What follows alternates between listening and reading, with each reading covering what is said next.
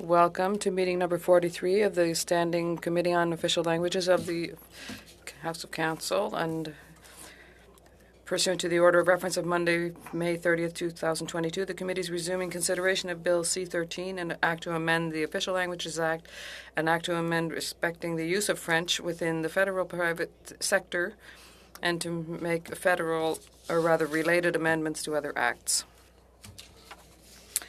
I would like to remind you before going further, the members, that if you want to draft amendments, please contact Isabel de Sousa. She's the new legislative clerk, and not Alexandra Scora. I will give you the coordinates later. So in order to ensure that the meeting runs smoothly, I would like to pass on some instructions to witnesses and members. As per our routine motion, I would like to inform the committee that all witnesses have completed the required login tests prior to the meeting. Is that correct, Madam Clerk? Yes? And I would like now to welcome our witnesses. Mr. Fraser? Yes, Mr. Viss? Before beginning, I would like to know that we'll have to, I'd say that we'll have to stop for a vote. Well, Mr. Viss, I was just about to do that after I introduced the witnesses, and I wanted to do it before the bell started ringing to ask for unanimous consent to say that's stop 5 minutes before the vote so we can vote electronically. So before we go further, is that fine with everyone? Do we have unanimous consent to stop 5 minutes just before the vote? I don't see anyone objecting. Mr. Godin? Mr. Chairman? I feel that you're moving quite quickly this morning. I don't know what's going on in Acadia, but have you already had a drink? No, it's because if the bell started to ring before we started, then we're in a different situation. Well, Mr. Chairman, what I want to know, I'm ready to cooperate, but I'd like our minister to be able to be with us for an hour. Well, yes, if you let me finish what I was trying to say, my dear colleague, I was trying to say that. Well, Mr. Chairman, you asked for unanimous consent, so I just have questions before giving unanimous consent. Yes, I want to hear you, but I understand that say what you need to say, and then we'll discuss it. Okay, fine. So I need unanimous consent so that we can proceed until 5 minutes before the vote. And secondly, we have just to 1:30, if necessary, to recuperate lost time, if I'm correct. And so we'll be able to recover that time sitting until 1:30 max. So I hope that responds to all of your questions, that answers them. So can I have unanimous consent before the bells ring so we can stop just 5 minutes before the vote and vote electronically? That's fine, everyone? Okay, perfect. Well, Mr. Chairman, I'd like to give you my unanimous consent. Thank you. Thursday, I'll be there in person with you. So I want to welcome, first of all, the minister that we're going to hear from, Minister Fraser. And, no, he wasn't promoted to Prime Minister, no. I said the first minister that we're going to hear from today. Not our Prime Minister, the first minister we shall hear from today. Oh, I like the interpretation. Thank you very much. He'll be with Ms. Fox and Ms. Scott. So Ms. Fox, Deputy Minister, Ms. Scott, Assistant Deputy Minister. So, Mr. Fraser, you're accustomed to being here. I've given you 5 minutes as usual to make your introduction, after which we'll move to questions. So, Mr. Fraser, I have my timer. You have the floor for 5 minutes. Thank you, Mr. Chairman, for inviting me to be here today. And before beginning, I want to acknowledge the tragic anniversary of the events at the École Polytechnique. And I want to say to the people concerned that we're not forgetting violence against women on this anniversary. I also want to acknowledge that we are gathered here today on the unceded traditional territory of the Algonquin Anishinaabe peoples. I want to begin by thanking Minister Petipat Taylor for introducing Bill C-13, the Commissioner of Official Languages, Raymond Théberge, and his team for their work on the vitality of Francophone minority communities, and the Member of Parliament for Orléans, Marie-France Lalonde, who is my parliamentary secretary and strong advocate for our two official languages. Although I'm not a Francophone, as a proud Canadian, I believe in the importance of promoting French throughout Canada. I recognize the positive impact that the French language continues to have on our country. Immigration is essential to our communities. The growth of the labor force in recent years is almost entirely due to immigration. And immigration today will help us meet our demographic challenges. In August, Statistics Canada reported that Francophone minority communities across the country have a declining demographic weight, which is why the immigration-related measures in Bill C-13 are so important. Our current Francophone immigration strategy was launched in 2019 and aims to support the vitality of Francophone minority communities. To achieve this, we have set a target of 4.4% of admissions of French-speaking immigrants outside Quebec by the end of 2023. We have also adopted additional measures to support the integration and retention of French-speaking newcomers. I am pleased to report that from January 1st to August 31st, 2022, Canada admitted more French-speaking newcomers from outside Quebec than in any other year since we began keeping statistics. In fact, we have doubled the number of admissions compared to the same period in 2021. Currently, the proportion of French-speaking immigrant admissions to Canada outside Quebec has just exceeded 4%. IRCC has made significant investments in its Francophone immigration strategy. To build on these efforts, I expect to announce a new target for French-speaking immigrant admissions, which will guide our work beyond 2023. It is my intention that this new target will be higher than the current target of 4.4%. in order to counter the demographic decline of Francophone and Acadian communities. But to have an impact, we must have a long-term vision. To this end, the adoption of a Francophone immigration policy will ensure the government's commitment to Francophone immigration in the future. We have made changes to help newcomers adapt to their new lives once they are here. For example, we implemented the Francophone integration pathway and launched the Welcoming Francophone Communities Initiative to ensure that newcomers feel welcome and integrated into the community. To attract more Francophone and bilingual newcomers to Canada, we are also expanding and targeting our activities to promote Francophone immigration. Specifically, in August, we opened a new office in Yaoundé, Cameroon, which will allow us to increase our promotional activities in West and Central Africa. Immigration will play a key role in Canada's economic future, and we understand the need for increased levels and support to strengthen the vitality of Francophone minority communities in the future. I'm pleased to support the recommended modernizations to the Official Languages Act that will improve our immigration system and allow our communities to enjoy the benefits of immigration. Before I conclude, I would like to acknowledge that please feel free to correct me in French. Mr. Godin helps me, my Liberal colleagues as well. So it's a great pleasure for me to learn a second language. It's not possible for me to have a conversation when I started my colleague in politics, and I thank my colleagues for helping me. I make a lot of mistakes. I'm not perfectly bilingual, but when I began my career in politics, I wanted to become bilingual. So a big thank you to all of you. Thank you, Mr. Minister. You made that up, and you made that in 5 minutes exactly on the dot.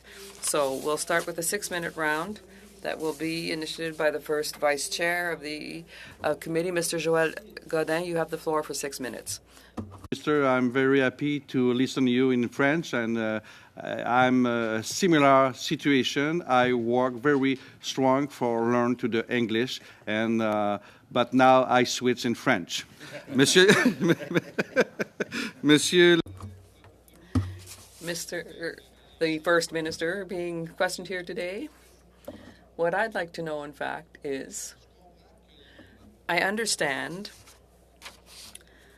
that respect for both official languages doesn't rely entirely on you. It doesn't rest entirely on your shoulders. But if I look at Bill C-13, how many times do you appear in the bill? 4 times when we talk about the minister or the Department of Immigration. So immigration is important because several organizations, the FCFA, the Commissioner of Official Languages, have shown that immigration, Francophone immigration, is a challenge. So you put mechanisms in place, and it's been several years now, so I'm not accusing what's been done in the past, but you said in your presentation this morning, you talked about that, so except if I look at the actual bill, it says that the policies of the Minister of Immigration and Citizenship must contain objectives, targets, and indicators. So, Minister, with all due respect, for indicators, that's not clear. So for targets, I think we really need to do more. We have objectives and targets, but there are no obligations to produce results. So how does this act give you more tools to do your work? And Minister, with all due respect, you know that my time is very limited, so it's possible that I will cut you off because I have to respect the timing that my chair adheres to.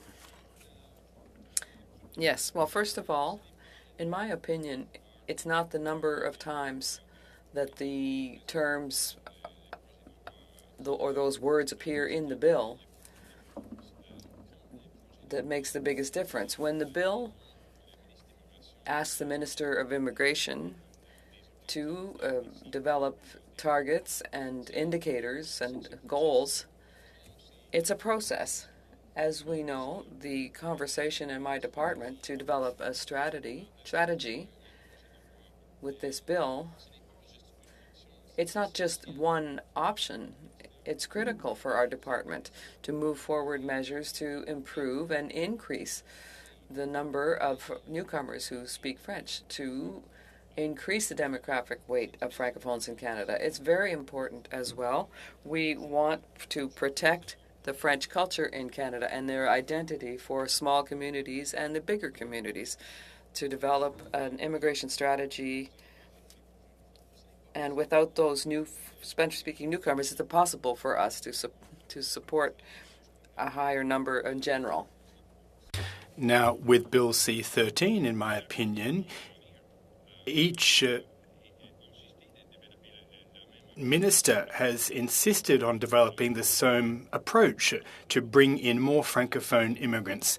Well, Minister, let me ask you a question that all of the minority language community advocacy groups mentioned, and that is there is a lot of catch-up to do in terms of targets. You said in your opening remarks that you double that target. When you go from 1 to 2, you're doubling the figures, but you're not achieving your objectives necessarily. So how can you reassure those organisations that would like better immigration results? This legislation doesn't give you any teeth. It doesn't give you any additional tools. It's just window dressing. Indicators are all well and good. The FCFA had mentioned 20% targets as a way of catching up and then achieving a cruising speed before we have a substantive demographic weight for Francophones outside Quebec. And we'll have to apply ourselves to achieve that, even in Quebec. Does is it first starts the conversation that every minister is going to need to have, but it also demands accountability and provides transparency so the public can see the results of the measures that we actually put in place. C'est essentiel pour augmenter le nombre. This is crucial. It's crucial to increase the number of Francophone new immigrants and to increase the number of Francophones outside Quebec. But that can't be achieved overnight. the IRCC doesn't have the right streams to achieve that yet. We need to improve the quality of recruitment. We need to support establishments and institutions. I'm sorry to cut you off, Minister. My time is limited. You have 30 seconds or less left. The Official Languages Commissioner, the FCFA, that represents a number of organisations as an umbrella organisation, states that Bill C-13 needs to focus more on balancing out the demographic weight of Francophones and catching up from the status quo in the past. Do you agree with those two organisations? And that is that this legislation won't reach the targets or give you the tools you need to achieve your goals?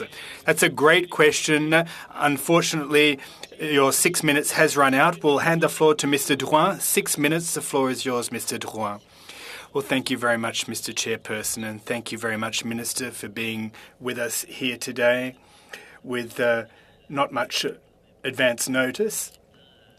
It took quite a bit of time to negotiate the motion on the 28th of March, and I'd like to congratulate you. I said, Mr. Chairperson, that I would be glad if a Nova Scotian Minister would come before us. We share a common heritage, of course, your family name and the family names of many of your constituents, and I'm glad that you think that those objectives will be reached, and you alluded to your parliamentary secretary, who's Franco-Ontarian. I know you have Franco-Ontarians in your office, moreover, and of course I'm going to preach for the converted. I don't blame them from being from the north in Canada, but they're lawyers, I understand, and are sensitive to the need to meet these objectives. Now, you said that you exceeded the 4%. Is that correct? Yes. It is over and above 4% now, and I'm very confident that for the upcoming year, we will reach the 4.4% target and continue to increase that number in the upcoming year. Well, first, congratulations, Minister. It's the first time in 20 years that this will have occurred. So thank you very much. I stand by what I said on the 28th of March. Now, first, there's an embassy that opened in Hyundai to process applications and to promote French in Francophone Africa. That's important. That's where there's a lot of Francophone youth. This past week, we read in the media about the acceptance rate for student visas. This has gone up by 14% in the space of 1 year. This is pre-C-13. What steps have you taken in your department to ensure that we are going to meet our objectives here and ensure that Francophones have access to post-secondary institutions? C'est très important. Well, that's very important. International students make a huge economic and social contribution to our communities. And when I saw the approval rate in the case of those Francophones from West Africa, well, this is a tremendous opportunity for Canada to, in fact, increase the approval rate. And that approval rate has improved 41% instead of 27%, but it's not mission accomplished yet. It's crucial to improve this approval rate not only in that part of Africa but in other African regions. We have announced direct streams for students from Senegal, from Morocco, and we're continuing to improve our recruitment and promotion efforts, as well as other initiatives. We're bringing in as many international students as possible. This is a great thing, not just for the students themselves, but for Canada too, in my opinion. Well, obviously, progress has been made in the space of 1 single year. Congratulations and hats off on that. Now, we're discussing Bill C-13, and there are a number of obligations under Section 41(1). What's going to change in your department if C-13 is enacted as is? Okay. Well, that's an important point. At this stage of the game, well, we are developing a bold strategy to bring in a higher number of Francophone immigrants. However, C-13 is not just for now. Each minister in the future, each department will have an obligation to develop strategies with targets, indicators, and obligations for those departments for the coming century. When there are opportunities to increase the demographic weight of francophones, it is absolutely self-evident that all of these departments must continue to increase the number of francophones in Canada outside Quebec. This is absolutely crucial if we really want to protect francophone communities. Now, without C13, it'll be too easy for departments in the future to say, well, this isn't an issue, and to really not delve into the particular problems at play, including other immigration issues. Now, thanks to this legislative obligation, it won't be possible for departments in the future to eschew or sidestep their obligations. It's important to ensure this bill is enacted to protect the future of francophones in the future in Canada. Question: the francophonie outside Quebec is important. It's important to consolidate things for ministers and future departments. I won't ask you any questions in the remaining 20 seconds, but I'd like to thank you for being a staunch ally to francophones outside Quebec. Thank you very much, Mr. Duroy. Before we move on to the next questioner, we're aware that there's 25 minutes before the vote. The clerk will tell us 5 minutes beforehand, so no need to worry unduly. We'll be able to spend while we vote on our apps. Next question, Minister, from Mr. Beaulieu, second Vice Chair of the committee. The floor is yours for 6 minutes, sir. Go ahead. Thank you very much, Mr. Chairperson. Minister, you said there's been a decline of French outside Quebec. Are you aware that there's been a very substantial decline of French within Quebec? Well, yes, indeed. I've paid attention to this conversation, and when I became aware of the statistics and,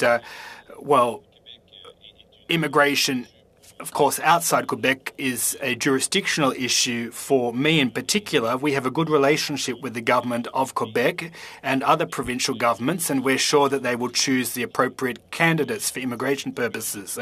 Well, indeed, there is a decline of French in Quebec. Do you acknowledge that Francophone immigration is important for Quebec too? One of the main underpinning factors that will help us to improve this situation is a number of agreements that have been put in place that will enable Quebec to select their own Francophone immigration candidates. Do you agree that Francophone immigration is also crucial to Quebec? This isn't in C13, but we're going to try and make sure that it is.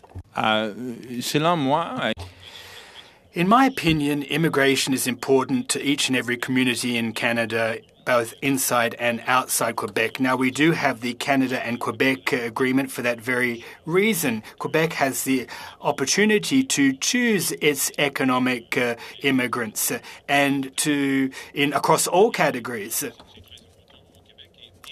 This is important both within Quebec and outside Quebec. Yes, indeed, it is.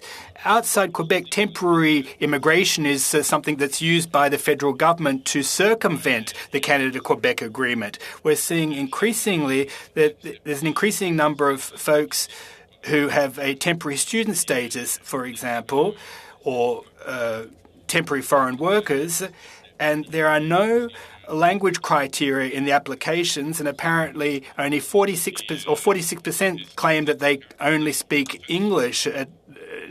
Do you agree that we need to find a way to ensure that there are language criteria that apply to temporary foreign workers and temporary students?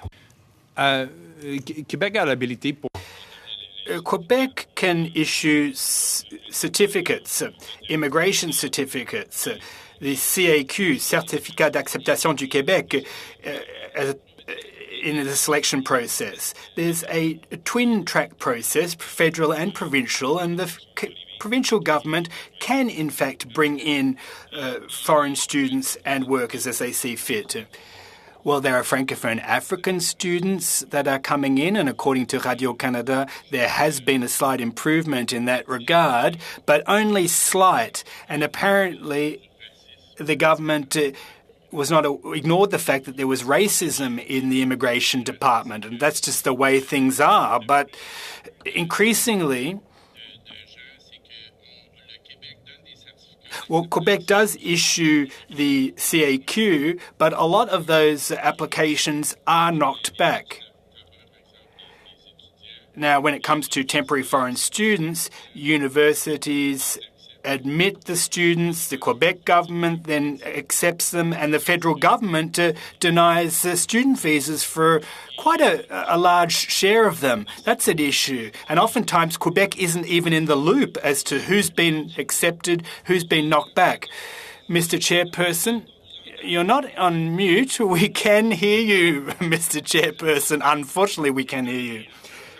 Can you give me back that 30 seconds that I just lost from that rude interruption, please, Mr. Chair? Please proceed, Minister. A few aspects to your question, if you'll, si vous devez accorder, j'ai posé la réponse en anglais. Well, I don't think an increase in less than 1 year from 27 to 41% is insignificant. I think it's serious, measurable progress. I think we need to go further, certainly, but I don't think to dismiss it as a slight improvement is appropriate or accurate. Second, the suggestion that anyone has ignored racism within the department, I don't think is a fair criticism. I think I will acknowledge that there has been discrimination within the department. In fact, because we wanted to make sure we were looking inward after the murder of George Floyd and the United States, we decided to conduct the Polera survey proactively to identify the problems that we've had. They were bigger than I anticipated they would be, frankly, and we've developed an anti-racism strategy internal to our department to deal with that.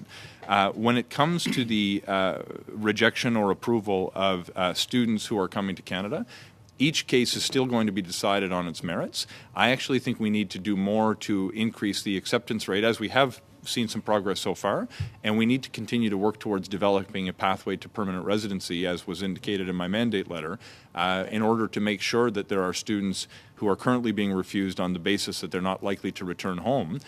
When we actually want them to stay as permanent residents, that's an obstacle we can and must overcome, but it will take some serious policy work because it represents a fundamental change in the way we process temporary resident applications in Canada. But that doesn't mean we shouldn't do it. It just means we need to take the time to do it right. Parfait, je vous félicite. Perfect. I congratulate you for recognizing the problem of racism. I think we can't solve problems if we don't recognize that they're there. You have 10 seconds left, Mr. Beaulieu. All right. Well, I'll come back to the next question next time. Thank you, Mr. Beaulieu. Our final person for the first round is in Manitoba. Ms. Ashton, you have 6 minutes. Thank you very much, Mr. Chairman, and thank the Minister who is with us here today. My first question is to recover and maintain the demographic weight. We're asking that you have a 12% goal for the 2024, which would slowly go up to 26% or to 20% by 2026. So do you think you could have those goals from this year or from 2024?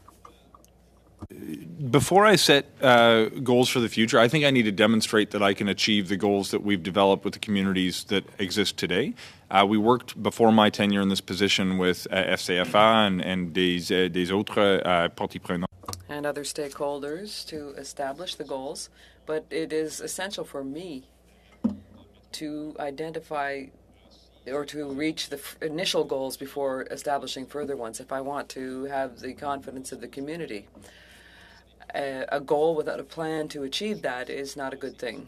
It's essential to develop a new strategy and also new targets at the same time with the participation of the Francophone community. Thank you. You have to emphasize that these figures come from the FCFA and other Francophone communities. Those aren't our figures. So we hope that you will be able to demonstrate confidence, not only in the initial steps, but also to recognize that much more has to be done in the following years. My second question is indeed on the issue of programs.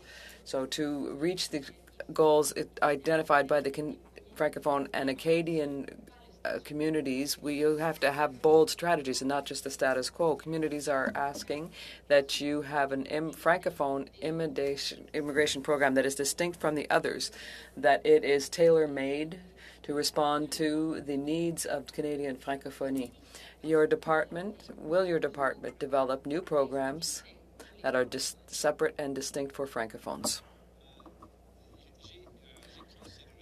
I considered the possibility of establishing a new program for francophones, but I want to continue the possibility of using the new tool within the Express Entry program to choose people who have the linguistic competencies in French. So I think there are two ways of achieving what you want. I'm not taking decisions today, but I need to understand the bigger opportunities that we have to increase the number of Francophone immigrants. And if I determine that the Express Entry program with the new flexibility has the capacity of accelerating Canada's ability to welcome more Francophones, I will use that tool. But for the moment, I don't have the full picture with this path, but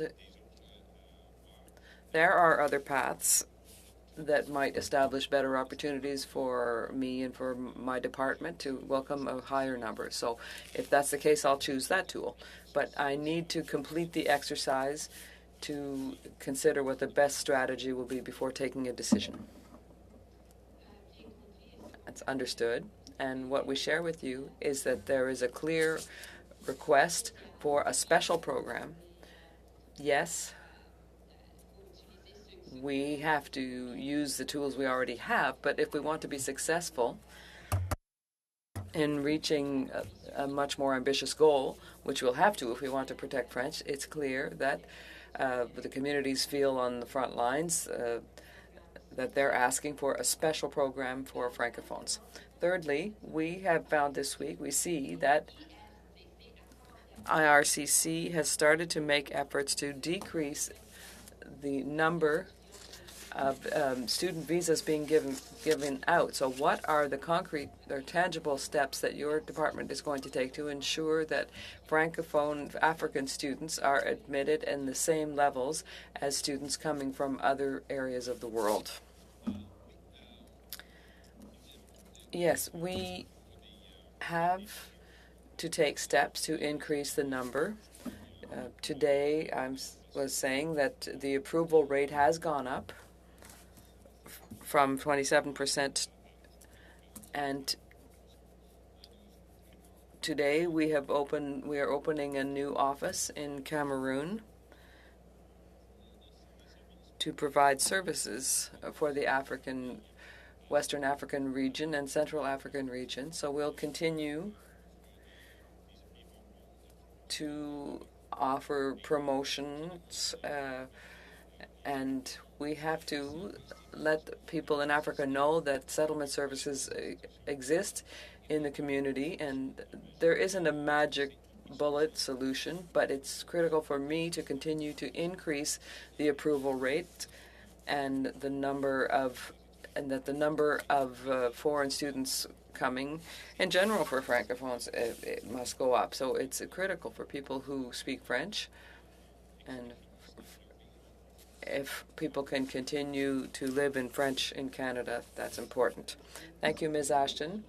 So 6 minutes on the button. So we have time for a 5-minute round before the vote. Mr. Généreux, you are the next person on the list. You have the floor for 5 minutes.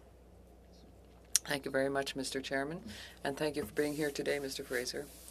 I had the opportunity to speak with your parliamentary secretary, Ms. Lalonde, at the Francophonie Summit a few weeks back, and she was accompanied by a group of people who were representatives of Francophone organizations across the country. So Ontario, New Brunswick were well represented, and these people obviously wanted us to adopt the bill, to pass the bill as quickly as possible. But they also had clear concerns with the bill that's before us in comparison with what exists already. So I'd like to ask you the fundamental difference between this bill and what currently exists and has for 50 years in terms of immigration. What is the difference for you, basically, that will facilitate your work in the future? In general, the bill creates obligations, requirements of the minister in the future to continue to increase the demographic weight of Francophones in the country. So there are features in the bill recognizing the importance of Francophone immigration, and that's in the legislation for the first time, and a recognition of the fact that this contributes to maintaining and increasing specifically the demographic weight here. So for me, that's a requirement as a minister, and it creates a policy in terms of Francophone immigration in order to enhance the vitality of the community. It has indicators, and it's very important for accountability to the public. This exists because it's a decision of the minister and the department to publish all of these numbers. It's not a requirement under the old legislation. Well, I understand that it's not a requirement, but in the bill, there's one paragraph on immigration. So there's not necessarily a tool included in the new bill, in this bill, to give you a bigger capacity. At least that's what I understand. Perhaps you see it otherwise. One of the components that I noticed when I was in Djerba is that the young people, people from North Africa, Tunisia, for example, not Guinea, but Réunion, these are Francophone countries, and the young people I spoke to are very interested in coming to Canada, but they run up against obstacles that are extraordinary. So it's a question of money often, it's a significant hurdle, and there are things that are contradictory in the way that we are inviting these people to come to Canada. The bill as it stands, it talks about promotion, and so it's not really talked about in the bill, but there's an intrinsic connection between what you can do and what are Canada's expectations, because I think there's a disparity between the two. So it's a bit vague what I'm trying to say, but it seems to me that there's a will to come to Canada amongst young people, but unfortunately the obstacles they face are enormous. So I'm happy to see that you've reached this 4%. I'm happy for that. How about that? But we're talking about a 20% level, and do you think that's even possible? Today, it's not possible because I can't just invent this, and I can't accept every single application, so I can't possibly reach a 20% this year. But it's critical that we continue to make investments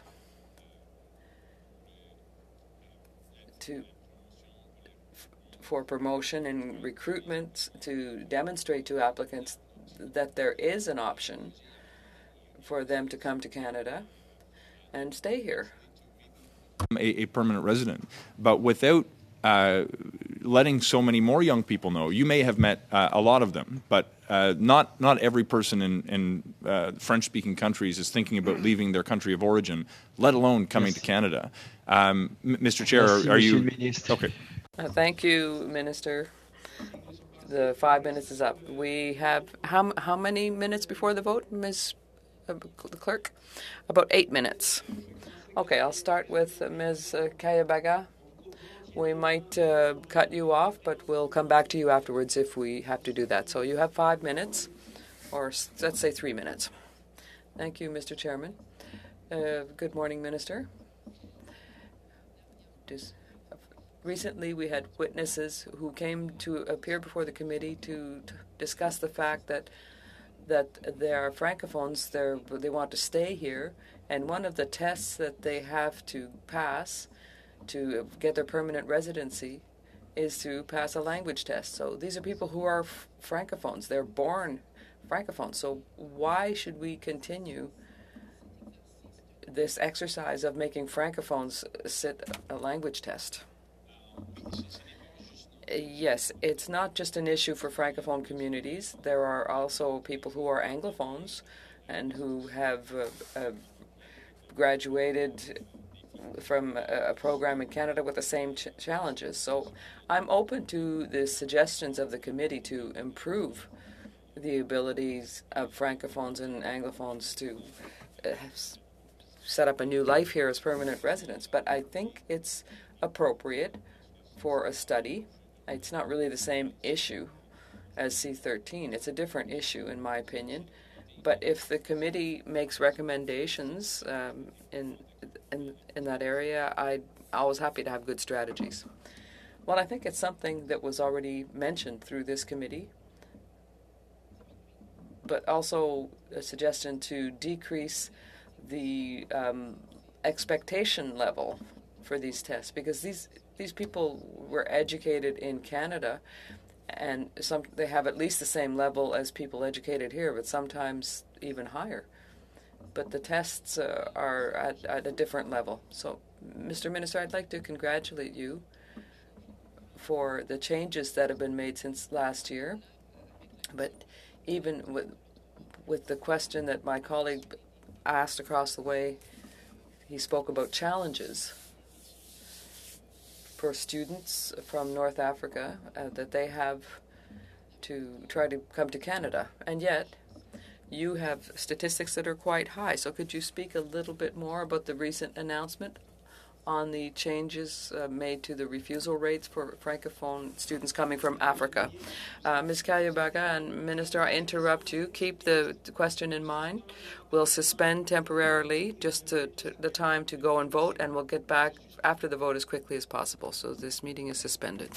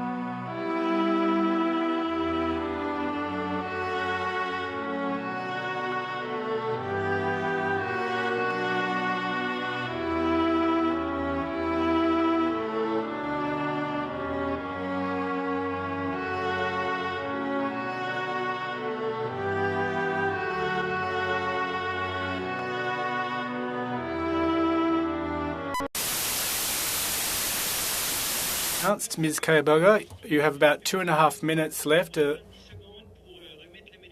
If you could just rephrase your question to give Minister Fraser a bit of context. Thank you very much, Mr. Chairperson. Minister, earlier I spoke about the percentage of African students. Now, I'd like to congratulate you first on putting forward this legislation. Now, if you could first speak about the increase in the percentage, especially those from Northern Africa, as my colleague across the way just referred to. And if you could also elaborate on the 4.4% as the target you established as a department. Do you think you'll be able to meet that target? Merci. Well, thank you. Before responding, I'd like to thank the member for questions in previous immigration committee meetings regarding international students and so on and so forth. That's a great question, and thank you for supporting those endeavours. Now, on the issue of the approval rates of foreign students from African countries, that rate has improved to the tune of has gone from 27 to 41%. Now, that's a good thing. It's an ongoing job. We have an opportunity to further increase that number, not just in Northern Africa, but in Central and Western Africa, Sub-Saharan Africa. If we continue to put forward measures and to build relationships with the countries of origin and provide them with fulsome information about the programs and consolidate our relationships between those countries and Canadian institutions. On the issue of the 4.4% target, yes, indeed, it's absolutely crucial that we meet this goal and continue to increase the target itself. This year it hasn't been easy because the final result rests with the family who may or may not choose to travel to Canada, but we have the capability to process applications, but it's up to the families to decide whether they'll come or not in December or January. That's up to them. The goal for 2023, well, I'm really confident that the government will be able to bring in 4.4% for the upcoming year, and I think we'll get very close to that target this year, and I've run out of time, clearly. Thank you very much, Minister. Next questioner, 2.5 minutes, starting with Mr. Beaulieu. The floor is yours, Mr. Beaulieu, for 2.5 minutes. Thank you. On a point of order, Mr. Chairperson. Yes, Mr. Godin. I'd like to clarify something. So, how much time do we have left? We suspended the meeting, and I'd like to have a sense of what we have before us. So there was a pause of 22 minutes. Are we going to tack that on to the end of our meeting? Well, we can extend the meeting. I don't know what Ms. Fortier intends. We can start with the next round of questions, but I'm going to have to cut people off. Well, hold on. You said we had until 1:30 for our committee meeting. We can divvy up the question time between the Liberals and us, but we have the Bloc and the New Democrats, 2.5 each. That's 5 minutes. Then we'll have 15 minutes left. And then we'd have 5 minutes for the Liberals, 5 minutes for the Conservatives, and that's it. And then the Conservatives and the Liberals after that.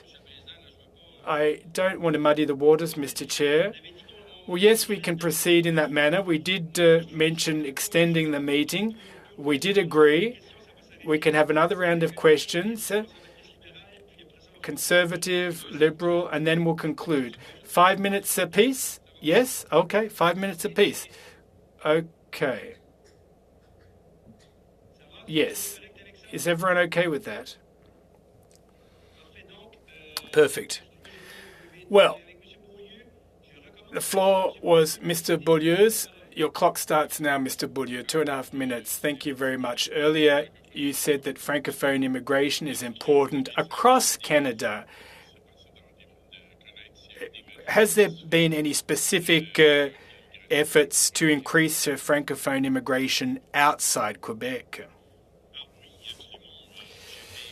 Yes, absolutely. I've gone to great lengths to increase the number of Francophones. Oh, in Quebec, sorry. The interpretation said in the opposite. The interpreter said the opposite. So in Quebec, it's absolutely crucial that I cooperate with the provincial government. The decision is a matter for the provincial government in Quebec, and it's my job to process those applications. Well, there are procedures in place that the federal government has put in place that negatively affect Francophone immigration in Quebec, apparently. For example, employers outside Quebec enjoy a highly simplified process to hire temporary foreign workers, and that process isn't available in Quebec. So that means that there's a higher number of people with temporary status in Quebec, and we've even heard that some people who have a temporary status here will relocate to other provinces to get their permanent residency more quickly than in Quebec. So would you be open to that mechanism being available to employers in Quebec as well to facilitate permanent residency in Quebec? Okay, Well, there's a lot to unpack there for the benefit of the committee, and we offer the IEMP Plus program in English, which the former minister put in place to make the temporary foreign workers process more straightforward. But there is a specific process in Quebec. That's up to the Quebec government, however. As to your question regarding the number of newcomers that get permanent status in Canada, it's very important to understand that the levels for permanent residency in Quebec, well, that's the bailiwick of the Quebec government. I understand that they have made arrangements to visit other provinces, and it's possible. But thank you very much, Minister. I'm sorry. We have gone way over time. Ms. Ashton, you have 2.5 minutes as well. Okay, thank you. My question has as its focus the issue of service. There's services we need for new immigrants. Are you going to offer French lessons to newcomers even if they've decided to take English courses? Will newcomers be able to learn both languages wherever they are in Canada, but particularly if they are in highly Francophone communities? Yes, it's a good question, but it's important to understand that the federal government does not provide the services directly, but we support settlement services in communities. So before 2018, we improved the number of organizations in the Francophone communities. We've put it up to 50, and now there are 80 organizations. It's difficult in Anglophone rural communities to identify the organizations that have the capacity to deliver that kind of training in French. But if the service exists, it's a good idea for organizations to provide services. But it's not possible in every community. And just recently, we're opening a new office in Dieppe in New Brunswick that has the ability to promote innovation for immigration in Canada. So it's a good thing, not just for New Brunswick, but for the whole country. Well, yes, just to add. This is something that's been requested by the communities, and we understand that immigration doesn't provide the services, perhaps, but they invest in it. And what we want to do is share. And clearly, we need to invest in those services. We can't invite people to come here and let them think that they can stay without the services that they need on the front lines once they've landed. So, connected to that, my question is, are you going to improve integration programs, including literacy programs in French? Will you be a partner with communities and community organizations that will work on training in French in Canada? Thank you, Ms. Ashton. It's a good question, but we ran out of time. We'll now go to the next question, which is Mr. Dalton. You have the floor for 5 minutes. Thank you very much. And thank you, Minister, for your testimony.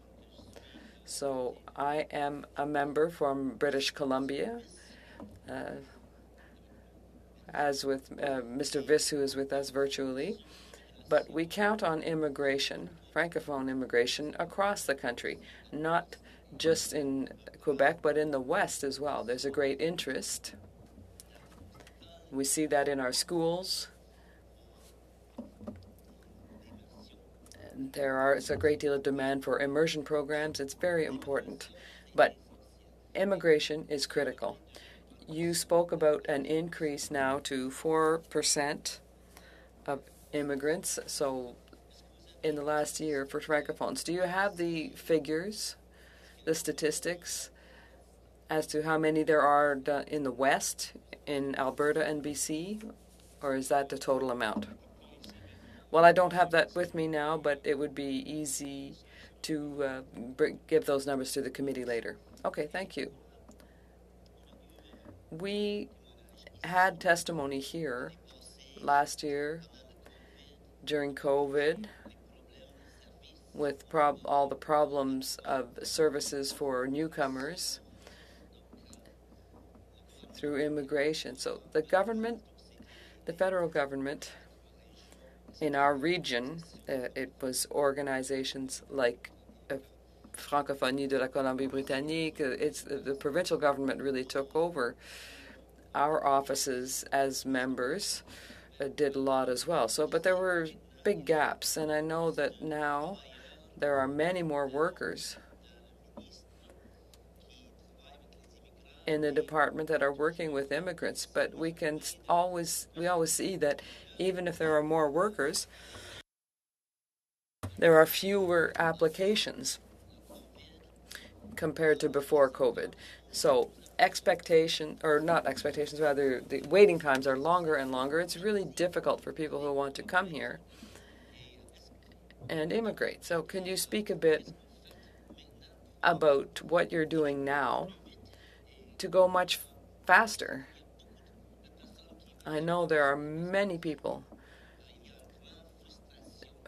they're frustrated. There's great frustration for us in our offices. We're always waiting. So what are you doing? And particularly if you could speak about immigrants from Francophone countries. Thank you. Thank you. The challenges are many because when we closed the borders, we continued to accept applications, and the number of applications increased. And so we have more applications than in normal times. And also, we were responding to situations in Afghanistan and in Ukraine. And so the numbers in the system built up because Canada is a choice destination. So we're making investments. There was $85 million. We're now in the process of hiring 1,250. We've almost completed that hiring blitz, and we've seen the productivity go up. We've relaxed a whole suite of policies from an administrative point of view and have embraced technology to speed it up. With respect to Francophone newcomers, having a lack of a limit during the TR to PR program for Francophone newcomers created an opportunity for those who were already here to stay. We continue to work with different Francophone countries with large Francophone populations to try to spread information about this. And I'm trying to go as fast as I can because I sense I'm almost out of time. But we're going to continue to make what investments we can to process more cases. Et nous avons les nouveaux habilités. And we have the new capacity this year choose people through the express entry service who have the linguistic capacity, and to allow them to go to the areas that they want to go and to the areas that have the greatest shortage of workers. So this is another way we can increase the number of francophones after spring 2023. Thank you. You said the word productivity. That's really important, because the bureaucracy is like molasses. So if I have any time left, do I have a few seconds? 20 seconds, Mr. Dalton. Oh, well. Okay. Merry Christmas to everyone. Thank you very much. Thank you. And the last 5-minute round will be divided in two between Mr. Drouin and Ms. Kayabaga. Mr. Drouin, you have the floor, 2.5 minutes.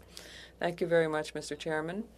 So we spoke, obviously, about targets and welcoming more francophones, but obviously in order to do that, we have to have the infrastructure at the local level to be able to welcome them.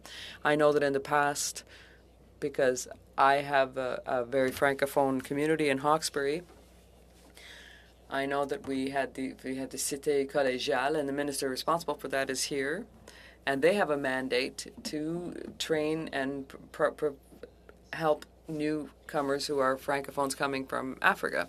And I know that when we came to power, our francophone was welcomed in English at Pearson Airport, and that has changed. So for all of that, Minister, how do you see the importance of the welcome extended to francophone immigrants to Canada? It's very important, and there is an issue. It's not the subject of today's discussion, but it is essential to provide services in French. I think that immigration for francophones is not only important to reach the numbers, it's critical to be able to live their lives in the language of their choice. We have to be able to welcome them in French if they're francophones. But it's also important to provide services for daycares, for secondary schools, in stores, to be able to offer service in both official languages. So I come from a rural community. It's very small. In the first election campaign, we lost mental health services and other services as well. So imagine the consequences if francophones lost those services as well. People then lose their ability to live their lives in the language of their choice. That's not okay in Canada. It's important to be able to foster an inclusive culture, to protect the French language, to protect the Canadian culture with both official languages. Thank you, Mr. Fraser. There's a little time left. Ms. Kayabaga, you have the floor for 2.5 minutes. Thank you, Mr. Chairman. Save time, as I only have 2 minutes, and I'll ask you 2 questions in one. I'm wondering if you think that it would be beneficial for us to boost the number of French-speaking PRs if we were able to bring in more francophone workers into the country. Et puis, je me demande si on peut faire. And I'm wondering if we can do something to attract through the express entry system, which we have since 2017. How can we use the tools at our discretion to do that in this country? Reciprocate and answer in English, because I talk real fast in English too. So look, the answer to your first question, yes, let's increase the number of permanent residents who are francophone, not just because we need to do it because it's the right thing. The economic opportunity for Canada to be a destination of choice for people who want to live in French and work in French would blow you away. When I meet with organizations in Western Canada, I was in Alberta a number of months ago with a network promoting Francophone immigration. The opportunity to attract skilled workers to communities where they can live in their language of choice is extraordinary, and we need to embrace it for economic as well as moral reasons. On express entry, there are new flexibilities that will come into effect this spring that will allow us to choose workers through the federal economic streams for the first time based on their sector that they work in, the region in which they plan to live, and their linguistic competencies. We will actually have the ability to do a targeted draw based on a person's linguistic competencies, including whether they can speak French or whether they are Francophone. This is going to create a flexible opportunity for me in the short term to further increase the number of Francophone newcomers who obtain permanent residency. We plan to look at the best ways to do that in collaboration with communities across the country. And thank you. And before he cuts me off, Minister, I just want to make sure that I correct myself. I said pour diminuer, pour la francophonie. To decrease for the francophonie, and what I meant to say was to update it so that it's at the same level for Canadian francophones, so that people pass these tests, they can do the same tests that Canadians can take, because they are people who are taking tests who are at levels that not even Canadians are at. So I just wanted to make that correction before the chairman takes the floor away from me. I've already had the opportunity to discuss with my Deputy Minister the need to review some of the language testing requirements to actually facilitate the entry into Canada of more Francophones. So I appreciate your clarification. Merci, Monsieur le Ministre. Thank you, Minister. I would like to say that everything that comes out of the Atlantic is so precious and clear. Thank you for your wonderful presence and your comments in French. And I think of Mr. Viss, who's here, and Mr. Dalton as well. Ms. Ashton, who speaks French so beautifully as well. Mr. Drouin is very good as well. But the efforts that you make is impressive, and it's reassuring. So we'll suspend very quickly to allow, Mr. Chairman, before suspending, please, I would just like to say that the quality of your French is excellent as well. Thank you. So we'll suspend very quickly to hear from the next team, Ms. Fortier and her team. We'll suspend.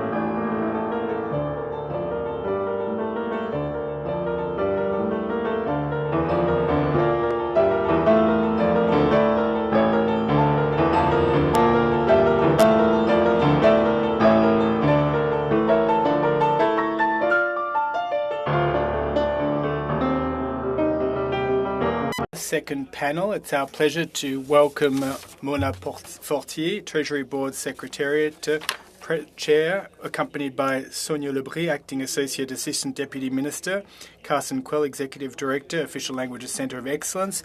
Welcome. Ms. Fortier, I think it's the first time we've had you before us as Minister of the Treasury Board. We had you as a colleague sitting around the table as member of the Standing Committee on Official Languages previously. As usual, well, everyone knows the routine. You'll have 5 minutes to make your opening remarks, and then we'll move on to questions and answers. I'm very tough when it comes to monitoring speaking time. The floor is yours, Minister Fortier. Thank you very much, Mr. Chair. What an honour for me to be here today before you. Before I start, I want to acknowledge that I'm speaking to you from the unceded traditional territory of the Algonquin Anishinaabe people. I have defended and promoted official languages and linguistic duality all my life, and as a proud Franco-Ontarian who has worked in the field for the past 35 years, it's an honour to be here with you today to advance the first major modernisation of the Official Languages Act in over 30 years. As you know, along with Indigenous languages and cultures, English and French are central to Canada's history and identity. They contribute to our diversity and inclusion, to our social cohesion and resilience. According to a recent survey published by the Commissioner of Official Languages, the Canadian population is overwhelmingly supportive of the objectives of the Act, with a high level of support from the public across Canada of 87%. Dates back to 1988, and it really needs to be updated to reflect changing realities. Bill C-13 modernizes the Act, proposing major improvements that would help address challenges facing the French language in Canada and official language minority communities. Notably, it will help clarify and strengthen the part of the Act that supports the vitality of minority communities, including the English-speaking communities in Quebec, and it would provide more robust tools for the Commissioner of Official Languages to address shortcomings. Importantly, it also clarifies and strengthens requirements for institutions to take positive measures to promote official languages. And as this committee knows, Mr. Chair, the Treasury Board Secretariat shares a responsibility for the implementation and the administration of the Official Languages Act with other federal institutions. And under the current Act, the Treasury Board is responsible for the general direction and coordination of policies and programs related to communications with and services to the public. We know that's Part 4. Language of work in federal institutions, Part 5. And the participation of English-speaking and French-speaking Canadians in the federal public service, Part 6. Now, the Treasury Board Secretariat establishes and interprets official language policies, directives, and regulations, and monitors federal institutions' compliance with them. Et le projet de loi C-13 confère Bill C-13 would give the Treasury Board a more meaningful central agency role, an important request that was shared by stakeholders and parliamentarians in our consultative process. The Treasury Board Secretariat would play a greater role in supporting and monitoring federal institutions with respect to their linguistic obligations. The bill would also require the Treasury Board to provide guidance and establish policies for federal institutions. This includes, for the first time, the responsibility to monitor how federal institutions implement and take positive measures that enhance the vitality of minority communities. And as a central agency, the Treasury Board is ideally positioned to hold institutions to account, which will reinforce positive action across government. The implementation of our new responsibilities would result in the creation of an Official Languages Policy Centre incorporating Parts 4, 5, 6 and 7 of the Act.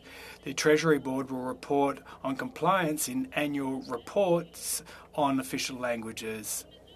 Our legal measures are supported by administrative measures such as a new second language training framework for the public service, a new official languages regulations under which we expect approximately 700 currently unilingual officers to become bilingual over the next few years. For the past half-century, the Official Languages Act not only provided Canadians with fundamental language rights, but it also shaped our identity. Quasi-constitutional, it is a law of fundamental importance to social fabric of this country. Bill C-13 modernizes and strengthens Canada's official languages legislation, and simply put, official languages need to be an all-of-government effort. And I want to thank the committee for its contribution to the modernization of Canada's official languages. Mes représentants, comme vous avez...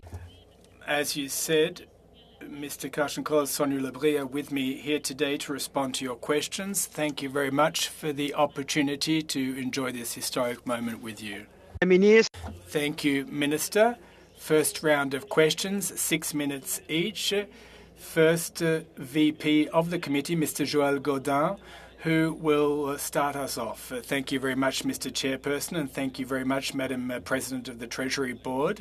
It's funny to question you because we had an opportunity to sit around this committee table in a previous parliamentary session. Now, Madam Minister, we don't have much time, so I might have to interrupt you, and that's not out of disrespect. First, are you aware of and have you read the White Book? Yes. Was the White Paper drafted with a view to improving both official languages, plight, but especially French here in Canada? Yes. Madam President, the Treasury Board already enjoys substantive powers when it comes to parts 4, 5 and 6 of the bill, but those powers have dwindled over time, which has meant a reduction in monitoring. The government intends to enhance coordination and accountability in terms of official languages. It intends to increase the powers that the Treasury Board will have in terms of monitoring for Part 7 of the law, and the Treasury Board would get the resources it needs as a central agency responsible to ensure that federal institutions comply with the Act, and there would be a strategic role of coordination to one single minister. This would ensure effective implementation. There would be guiding principles and other political mechanisms to enhance positive measures taken by federal institutions under Part 7 of the Act, as stated in Section 3.3 of the document in question. Madam President, could you please tell us why that wording isn't in C13 as it currently stands? First, well, thank you very much for your question.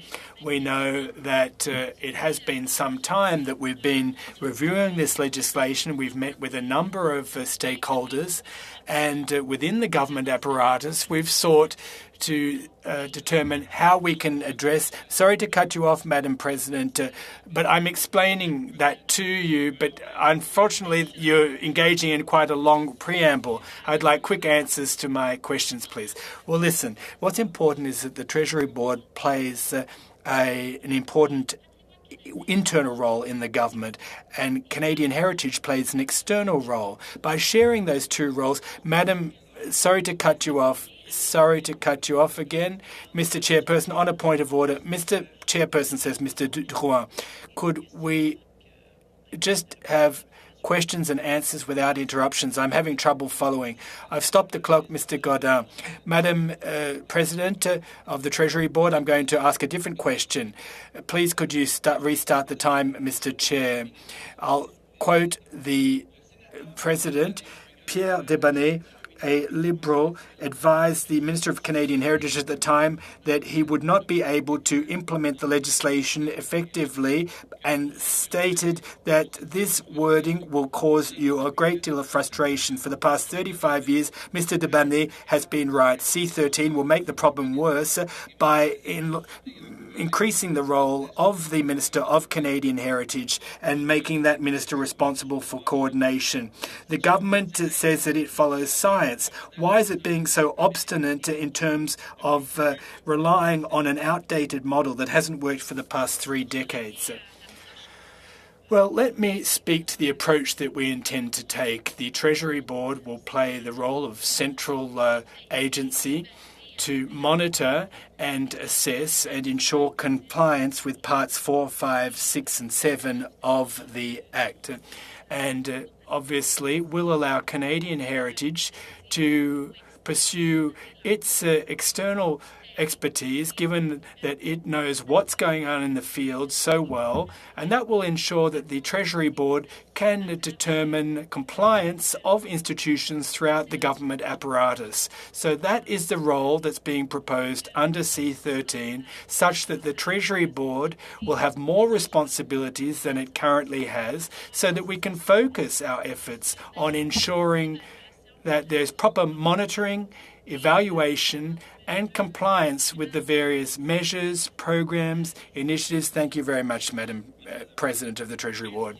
Now, What is there in Bill C-13 that gives you the authority to have an obligation to produce results on the part of each and every department in the federal government? I'm not sure I've fully understood your question, sir, but if I could just clarify, the Treasury Board will be empowered to set up a centre for official languages policy so that that assessment can and monitoring can be carried out to ensure compliance on the part of all federal institutions.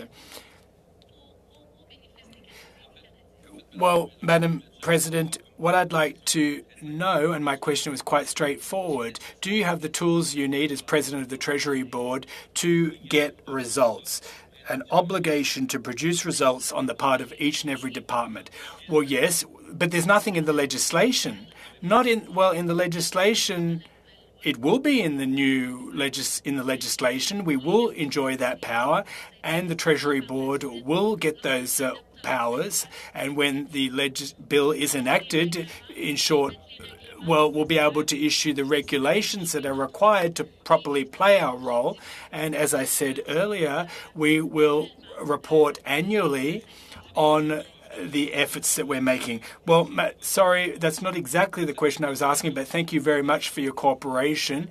And I don't want to be disrespectful, but we don't have that much time, and it's tough. Thank you. It's not the chair of the committee that is seeking to frustrate you. It's the format, unfortunately. Next questions will come from Mr. Iacono. You have the floor for 6 minutes, Mr. Iacono. Please proceed. Thank you very much, Mr. Chairperson. And I agree that you yourself are not an irritant. Now, Minister, obviously we have a good relationship here in our team, and I'm happy to see you with the officials. What administrative measures will the Treasury Board take to strengthen official languages in Canada?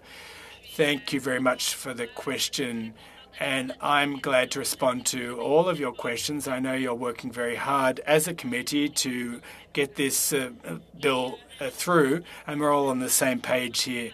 Now, in response to your question, respecting the Official Languages Act is not only an obligation and a top priority of this government, but it is absolutely crucial in order to deliver the services and programs in an efficient and effective manner. And we are absolutely determined that we will provide these federal services in compliance with our official languages obligations. In order to achieve this, we have, of course, followed the administrative measures that are set out in the white paper for real equality of official languages in Canada.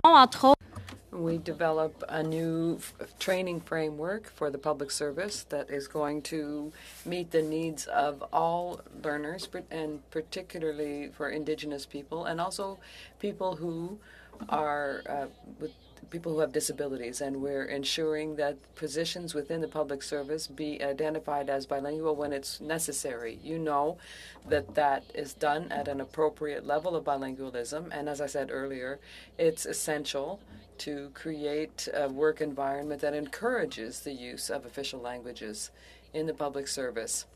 And we will continue, obviously, to promote both official languages. Thank you, Minister. The Treasury Board Will the Treasury Board hire new employees to carry out its mandate under C-13? Yes, very good question. Yes, 23 full-time equivalents that will represent a $4.3 million investment annually. Does that answer your question? Yes. Tell me, bilingualism in the public service, is it improving? Can you repeat, please? Is bilingualism in the public service improving? I would say yes, because we're committed to having a federal public service that continues to progress. And obviously, the number of bilingual positions continues to grow year to year. There was a survey that was published in 2020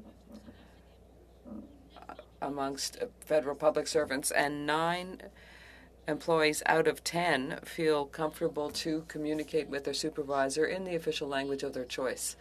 And having said that, the bilingual capacity obviously deserves to be further reinforced, and it's for that reason that we pay particular attention to language training for our public servants. I don't know if you're aware, Mr. Iacono, but there are more than 40% of federal positions that require both French and English across the government. So I share that data with you. Thank you. That's good news. Tell me, Minister, who directs the promotion of bilingualism within the public service?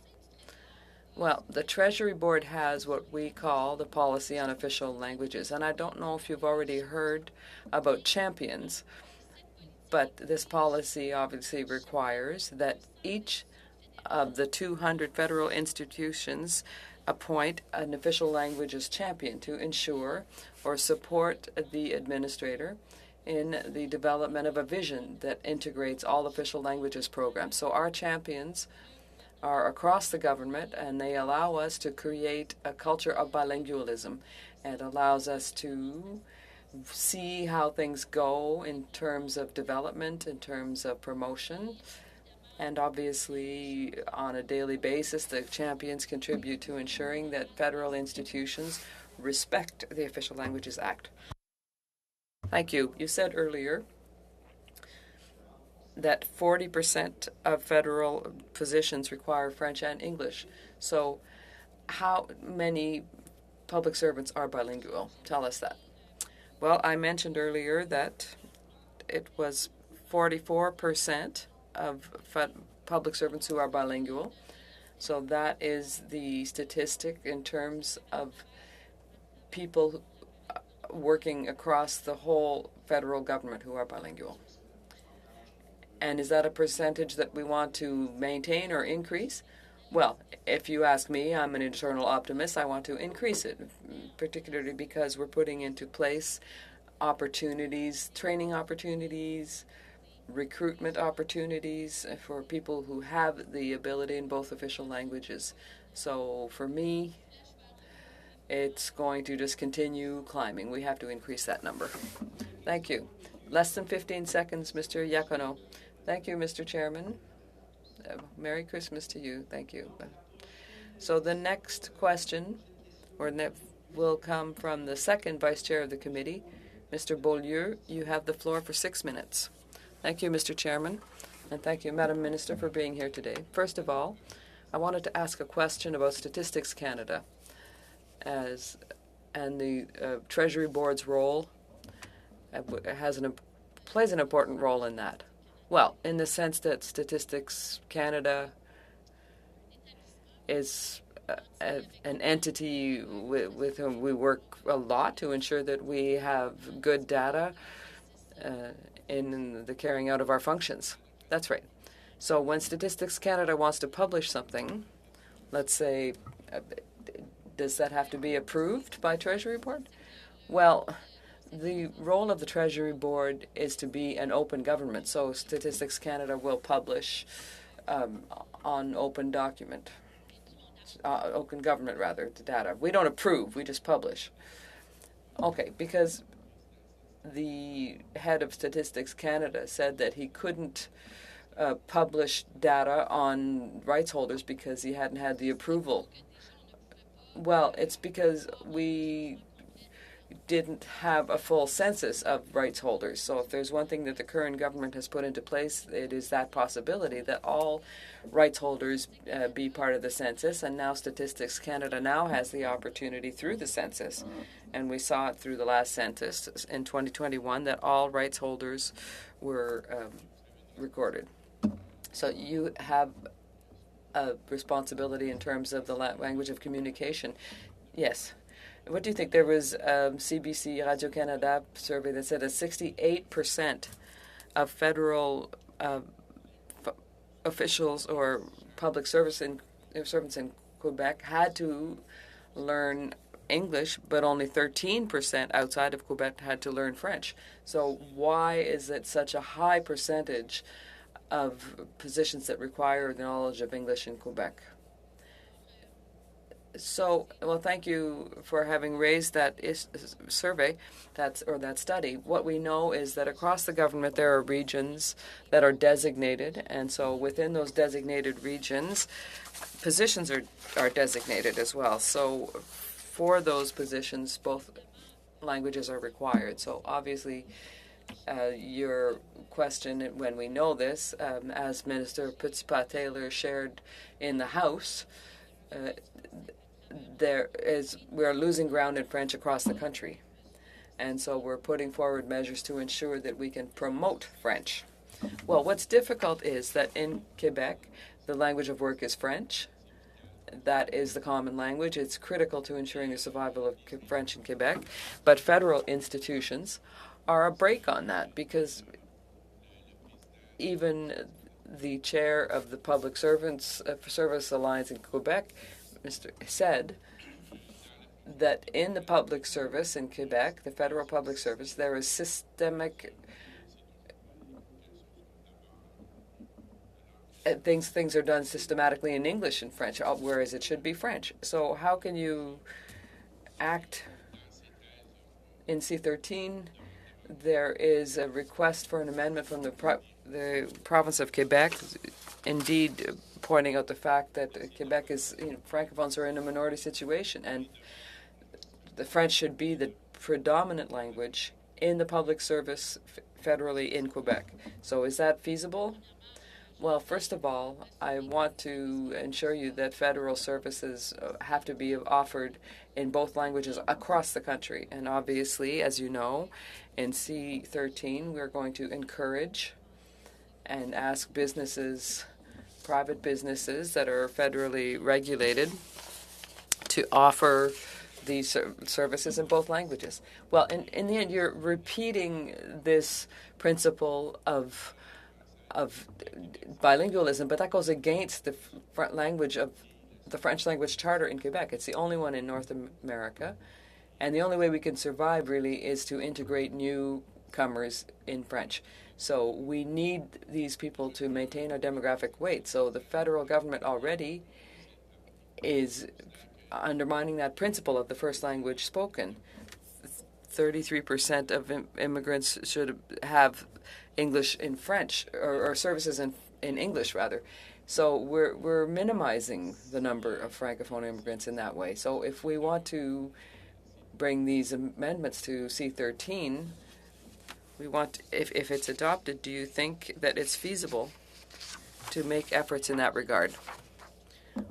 Well, I know that we always want to respect that services be offered in both languages. Well, no, not just in Quebec. Well, French is one of the official languages. No, but in Quebec, French is the dominant language. It has to be the common language of work. The language of work will be respected in French, but we will also allow people to be able to work in the language of their choice between French and English. We know very well that there's been lost ground in French, not only in Canada, across the country, but even, yes, but it's one thing to know and to act as a consequence is something different. You're not prepared to respect the fact that French be the language of service in Quebec. Well, that will, I'm sorry, that's all the time we have, Miss. Thank you very much, Ms. Beaulieu and Ms. Fortier. We go now to the final 6-minute round with Ms. Ashton. You have the floor. Thank you very much. Thank you, Minister of the Treasury Board. I'd like to begin a small comment. You answered my colleague, Mr. Godin, and said that you wanted to have the power to implement pan-governmental strategies on parts 4, 5, 6, and 7. For the moment, we only include one part of part 7. And I think that you are right. I wanted to say that. And I think that we should correct the bill, C13, to include all of part 7. And having said that, I will continue with a question. You know the Canadian Francophonie very well, and a few years later you were vice president of the FGCF, And so you must be familiar with the linguistic clauses for Canadians and Acadians. You know that often they don't manage to get the services that they are owed, even though they're funded by federal coffers. So do you support the demand to have linguistic clauses in the provincial federal agreements and also between the territories? Well, thank you very much, Ms. Ashton, for reminding me and to share the fact that, yes, indeed, I was a member of the FCFA and the FCF, and that we were speaking about the same things 20 years ago, even 30 years ago. So the issue of clauses in the federal, territorial, provincial agreements, obviously C-13 will strengthen the obligations that are provided for in Part 7 in terms of positive measures, as you mentioned, to ensure the development of minority language communities, official language minority communities. So we have to have a role to monitor how those institutions will respect their obligations as a result of the position we took on positive measures, and also with our provincial and territorial counterparts. So in the whole question of monitoring and assessment and compliance, we will assess this respect for the language clauses that are in those agreements, federal provincial agreements. Yes, we have to emphasize that this is a clear request on the part of the Canadian and Acadian, or French Canadian and Acadian communities. Also, they're asking that the Treasury Board be responsible for the development and general coordination of the principles and programs for compliance with the Act. What is your position on that demand? Thank you. I've heard clearly the organizations and their concern. And until now, with the powers that we have never used that measure, and we don't plan to have to. But I hear you. There was perhaps a solution we can put forward. But my intention as president of the Treasury Board is not to use that measure.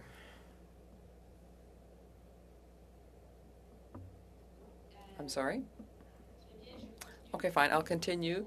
For many years, several federal institutions have been ignoring their obligations in terms of official languages with no consequences.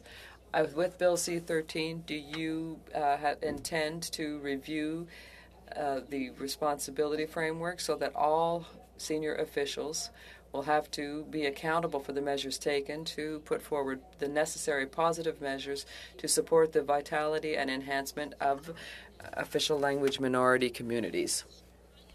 Well, if I've understood correctly, there are two questions that you've asked me. The first question, as far as the assessment framework is concerned, there'll be a new accountability framework that will apply, of course, under the new legislation, C-13, which I hope is enacted. So the answer to that question is yes. And your second question, could you please repeat it so I make sure I respond properly? Yes. Take positive measures to support the development of minority language communities. Well, yes, I think that we're on the same page in terms of wanting to ensure that the development of language communities occurs Canada-wide, whether it be in English or French minority language communities.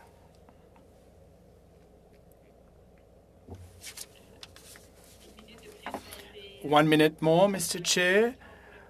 I don't think I'll have time to ask a question, but I would like to stress that the Francophone and Acadian communities are making demands for a far broader role for the Treasury Board as a central agency and ensure that under C-13 you have the tools you need to better support those communities that are seeing a significant decline in French, and we want to ensure that C-13 is enhanced in order to achieve those goals. Well, thank you very much. The role of the Treasury Board will be reinforced. There will be additional powers that will address the very issue that you raised, and that's been an issue for official language minority communities for quite some time. Thank you very much, Minister Fortier. Be 5 minutes each, starting with Mr. Vis. Mr. Vis, the floor is yours for 5 minutes. Well, thank you, Mr. Chair, and thank you to the Minister for appearing today.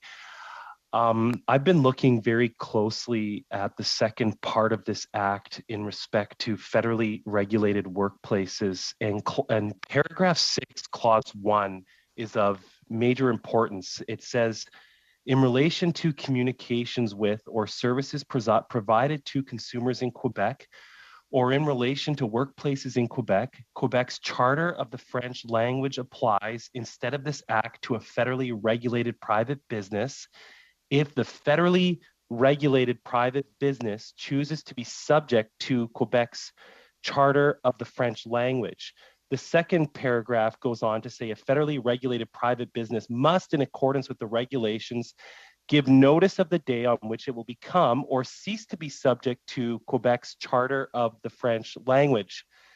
This is very problematic for me because the Minister of Justice outlined his opposition to the Quebec Charter of the French language in respect to minority rights and the use of the notwithstanding clause. Yet in this legislation, the Government of Canada is potentially subjecting Canadian workers to a law that the Justice Minister has criticized. Any comments on this process and how the government will ensure charter rights are protected?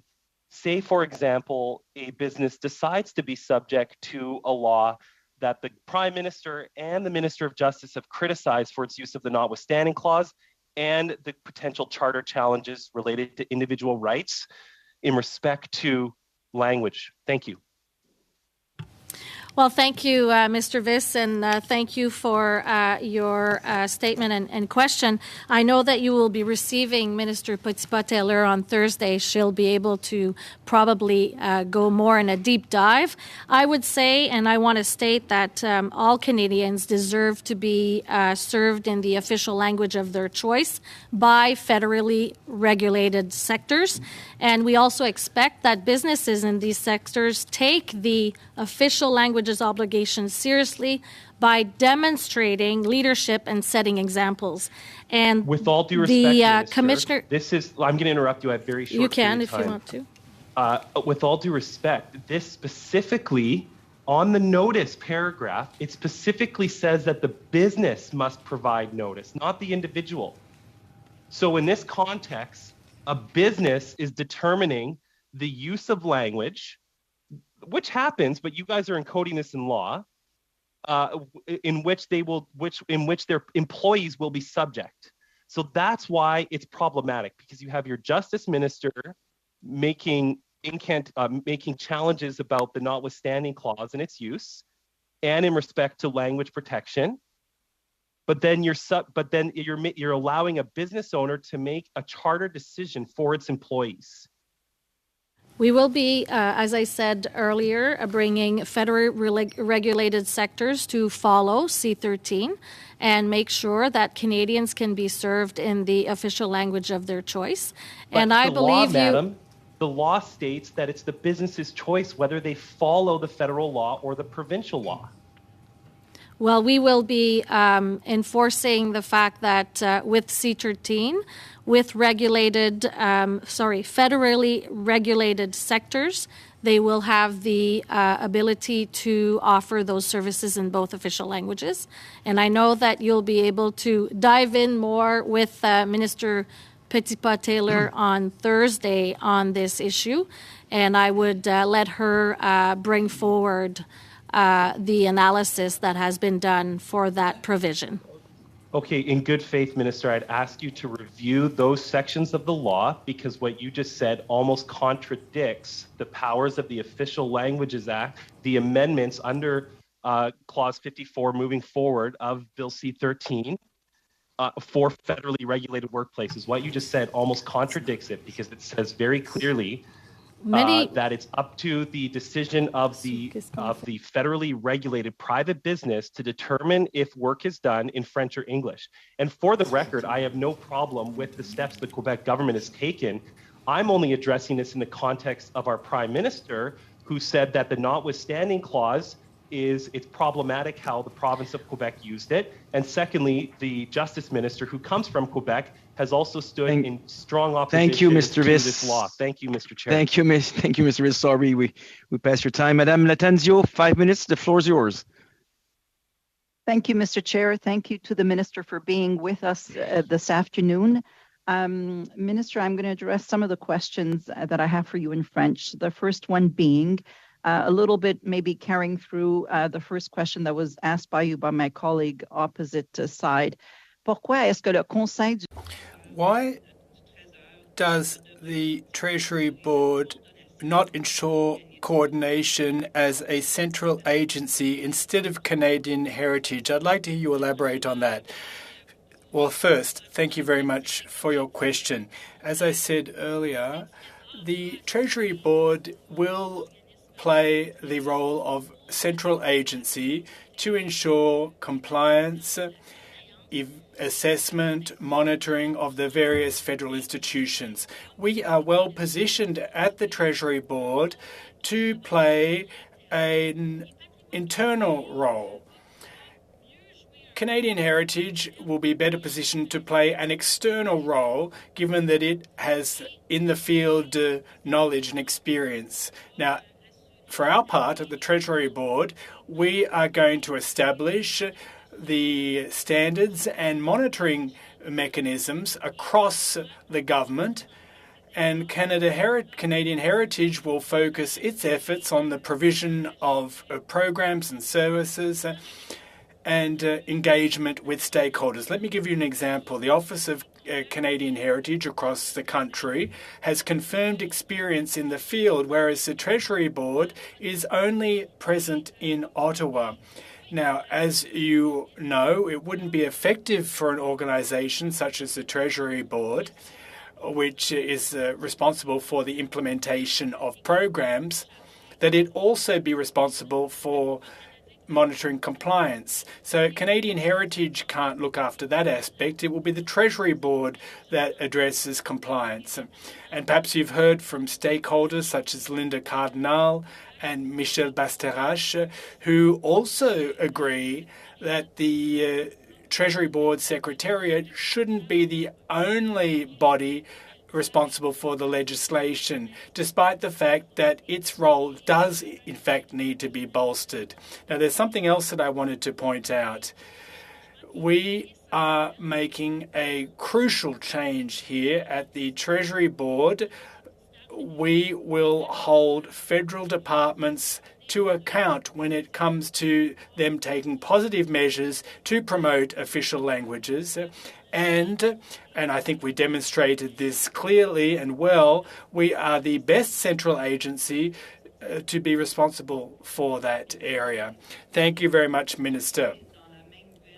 In the same vein, in terms of delegation of powers, some have criticised the delegation of powers to the Treasury Board and particularly to general administrators. C13 would make this delegation specific to institutions.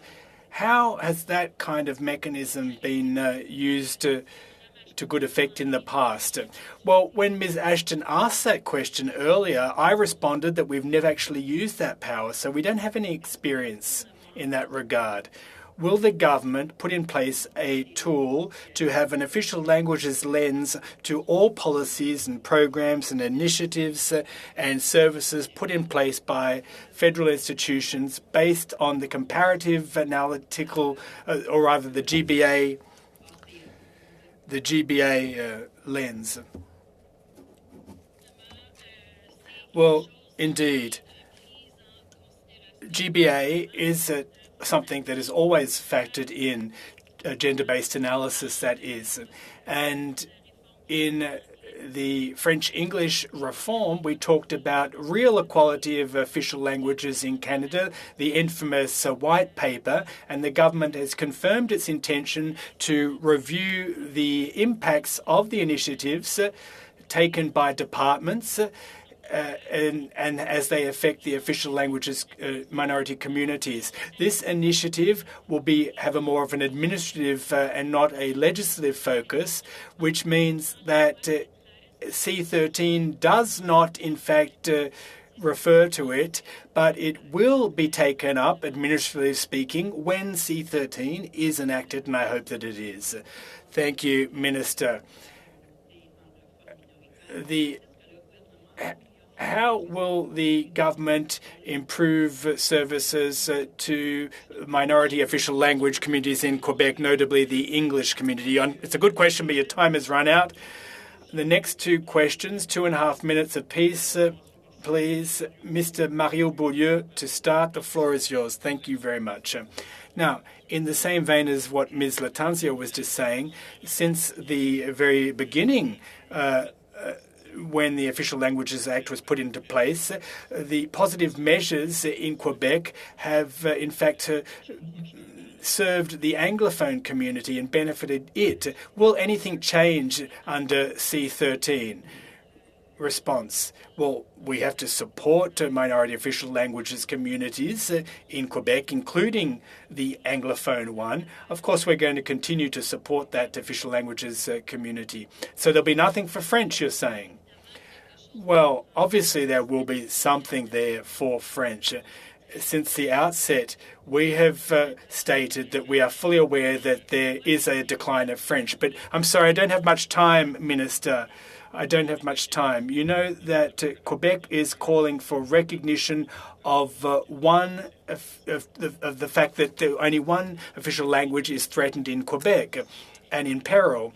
And under C13, you believe that English is a minority language, so all federal assistance, all support measures will be directed towards English. Well, we acknowledge that there is a decline of French in Quebec, and we recognize that it's important to support the federal programs in Quebec and offer programs to Canadians in Quebec. But how can you say, well, we acknowledge the fact that there is a decline in French. We want to support French, but we're going to continue to give 100% of our support measures to English in Quebec. Well, unless I'm mistaken, and perhaps Minister Fraser responded to this question with regards to immigration. Immigration is a positive measure. Let's agree on that at least, can we? It is a positive measure. But hold on, what I'm saying, inaudible for the interpreter.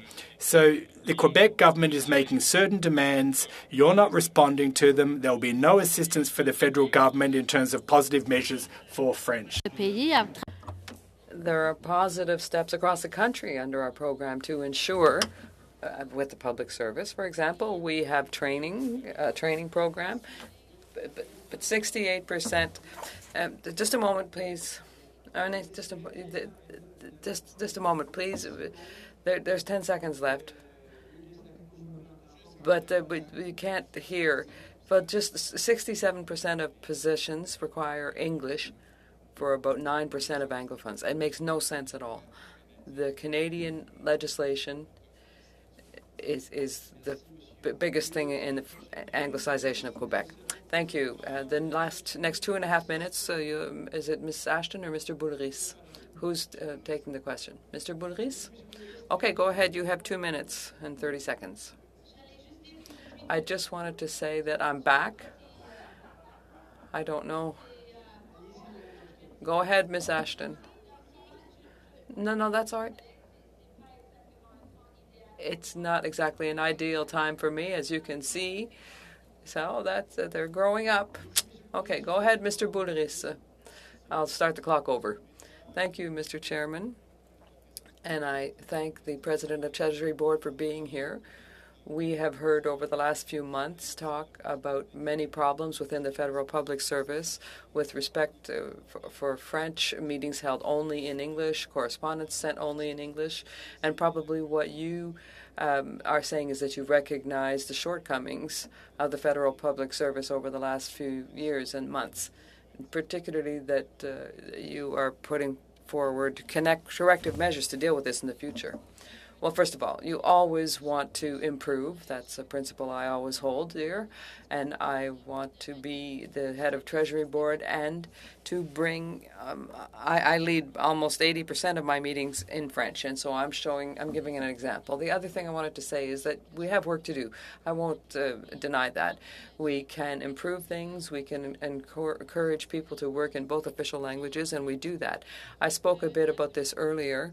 Official languages policy means that we have 200 champions across the 200 federal institutions that allows us to have a better idea of how we can improve things in terms of official languages within the public service. And I will obviously continue to cooperate with the unions, but also with workers across the government so that we can promote the use of French in the government and English. I'm happy to hear that you are personally leading by example, but the testimony we often hear is that people are uncomfortable. They'll turn to English if even a minority of people present in the meeting are Anglophones. Yes. And sometimes translations aren't available, and it's as if there's a discomfort that's a cultural discomfort. Can you protect the Francophones? Well, I call that, first of all, the linguistic insecurity, and we see it across the federal government and across the country as well. And that is why we are putting different measures forward to encourage officials to work in both official languages. And quite recently, as I mentioned, with the French, the champions, and we reiterated the fact that different measures have to be put in place, and we'll continue to work on that. Thank you, Mr. Boulres. You have 4 seconds left. So Merry Christmas. You can say Merry Christmas to everyone if you wish. Well, I wish you a wonderful year in 2023. Thank you very much. We have 18 minutes that we have recuperated on the 22. It's not enough to continue the 2 5-minute rounds. So unless there's anyone who really wants to split hairs here. Mr. Chairman? Mr. Godin, yes? You know, we wanted to have the ministers for 2 hours, so perhaps we could ask for unanimous consent to have 4 minutes each for Conservatives and Liberals to wrap up the meeting, to wrap up the President of Treasury Board's. Well, I'm saying 22 minutes is 22 minutes because I have another committee I need to go to now, so that will make 22 minutes. Well, I'm sorry, Mr. Chairman, but I'm asking you for unanimous consent if it's possible. I can chair if you wish. Is there unanimous consent? Yes? There is? Okay. So, 4-4? 4 and 4. Go ahead. Mr. Chairman, or Madam President of Treasury Board, thank you once again. Sorry, I have Mr. Dalton on my list here. The clerk had the information, but you're not in the room. Go ahead then.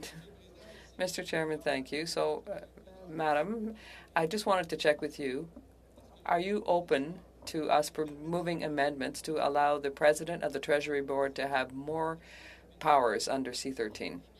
Well, first of all, the committee is working very hard, and I share with you how we at Treasury Board think that we've found a balance. But would you be receptive? Well, I'll be receptive to passing Bill C-13, an amendment that gives you more power. I think we have enough power, but if you think I should have more, I'll let you do that. I think we've found a balance. Thank you, Madam President. Treasury Board had a directive up until last May that provided that when a federal institution has assets, they have to take into account the situation of communities, including minority language communities, and so they should have the interpreter regrets she does not have the document that Mr. Godin is reading very quickly. This regarding assets, including these official language minority communities. This was regarding the management of capital assets, and they had to advise minority language communities of their intentions. The communities were weakened under this government. So will you accept an amendment to C13 to ensure that their interests had to be taken into account when they were selling off capital assets? Thank you very much for sharing that with me. I got wind of this change recently. Official languages communities were consulted, but I asked them to keep this change because I think it was made just with the election. So we are going to look at that directive again. But thank you for emphasizing that. There are other members who have pointed it out as well. Are you telling me, Madam Head of the Treasury Board, that there are people in your department who have already made some changes to this without consulting you? I would say that I wasn't president of Treasury Board at that time, so I couldn't have been consulted. Last May, you weren't the head of Treasury Board? Well, I was, but the decision was made before then. No, well, the decisions were taken before the election. That's what I was informed of. Well, you'll understand, Madam... Well, Mr. Godin, the important thing is that you have raised the fact that official language minority communities have an opportunity to be consulted, as do Indigenous communities, and obviously the provinces and the territories as well, when it concerns assets, real estate. Well, Madam President, does that mean you would be receptive to an amendment to C13 to allow us to put this into the legislation? Well, that's a regulation question. I think we could put it in the act for capital assets. Well, I'll let you to look at that, but for real estate, I think it's more of a directive. I don't think it's prescriptive in the law. Well, if I could just say in conclusion that the regulations, unfortunately, are changed, but legislation is more complex, and we're only here quickly, and we want to ensure that French is protected. I understand very well. Thank you, Mr. Godin. Thank you, Mr. Godin. Mr. Drouin for the final 5 minutes. Mr. Drouin. 4 minutes, sorry, 4 minutes. Thank you very much, Mr. Chairman, and I want to thank the President of Treasury Board who was here. Normally, I would talk about the Franco-Ontarian community. I don't need to explain that to you. Go ahead. You have 4 minutes. I would just like to talk about the role that we've heard about from some stakeholders. Several lawyers mentioned it. The difference between C13 and the former bill, C32, and even the former law on official languages concerning parts 4, 5, and 6. Often the Treasury Board could intervene, but they said that it didn't intervene often. And now with C13, at 46.5, it says that the President of Treasury Board must, and Daryl Samson is speaking to me in my head just now, they must establish the principles, but just the difference between may or must and the role the Treasury Board plays in that part of the application. Well, it was discretionary and now it's mandatory. So that's exactly the approach that has been proposed in C13. And I really have to recognize the work that was done not only by stakeholders like the FCFA and all of the people who intervened, but also parliamentarians. And I think of Senator Cormier, for example, who carried out studies and who looked at every aspect of this, how this modernization could be accomplished. And I think we have reached a level of maturity now within the federal government, indeed, to ensure that this be mandatory and not just discretionary. You also spoke about the role of Treasury Board that plays a role within the machinery of government. and it's more of an external role for stakeholders. So how would Treasury Board not be responsible for the implementation of these positive measures? That's a change in C13. But just why did you think that Canadian Heritage should continue to be the main player, for example, in implementing positive measures? Well, ministers will. So Canadian Heritage is an expert on the ground, and we're going to let them continue to do this work. It would be difficult for me, or for the Treasury Board, I should say, to play on both fronts. So that's why we want to ensure that we have power up for compliance monitoring, and that is what we're doing with the new act on the new Official Languages Act. Does that mean that you won't have the responsibility that Canadian Heritage do a good job, or no? We're going to put in place the necessary functions to ensure that Treasury Board, as Minister Putzpah-Taylor often says, has more teeth, like the Commissioner. No, we have good teeth. But I think that we're, after more than 30 years of studying this from top to bottom, we've reached a point where the Official Languages Act must be modernized. We've made a lot of progress, and Treasury Board is ready to take on its new role. Thank you very much. Thank you, Mr. Drouin. So having said all of this, I just want to remind you that the next meeting will be this Thursday, December 8th, and if everything goes well, I should be present in person. So we'll continue our work on C13, so the meeting is adjourned.